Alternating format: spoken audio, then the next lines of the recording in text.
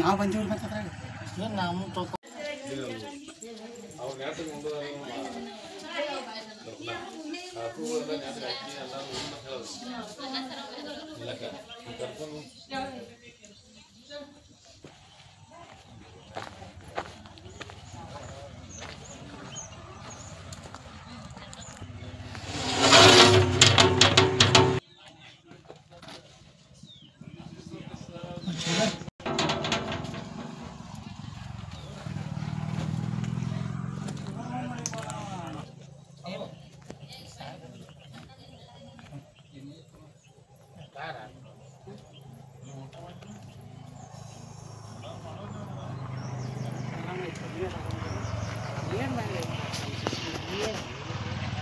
ಹೆಸರು ಸರ್ ಶಿವಗೌಡ.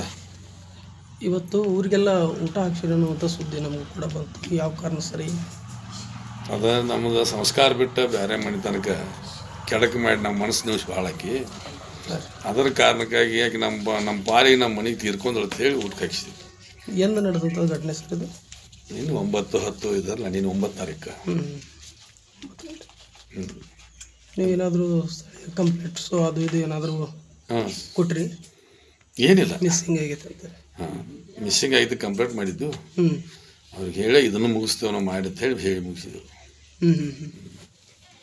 ಅವ್ರು ಏನಾದರೂ ಏನು ಸರ್ಚಿಂಗ್ ಮಾಡ್ತೀವತ್ತ ಏನು ಹೇಳಿ? ಏನಿಲ್ಲ, ಪೊಲೀಸ್ನವ್ರು ಏನು ಹೇಳಿ?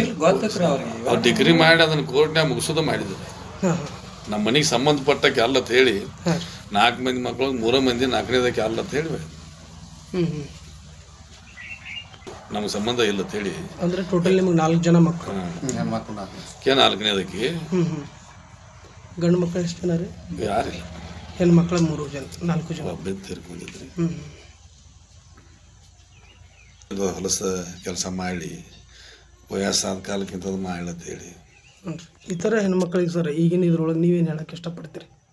ಯಾನ್ರಿ ಬೇರೆ ಹೆಣ್ಮಕ್ಳಿಗೆ ಈ ಮೂಲಕ ನೀವೇನು ಹೇಳಕ್ಕೆ ಇಷ್ಟಪಡ್ತೀರಿ ಸರ್?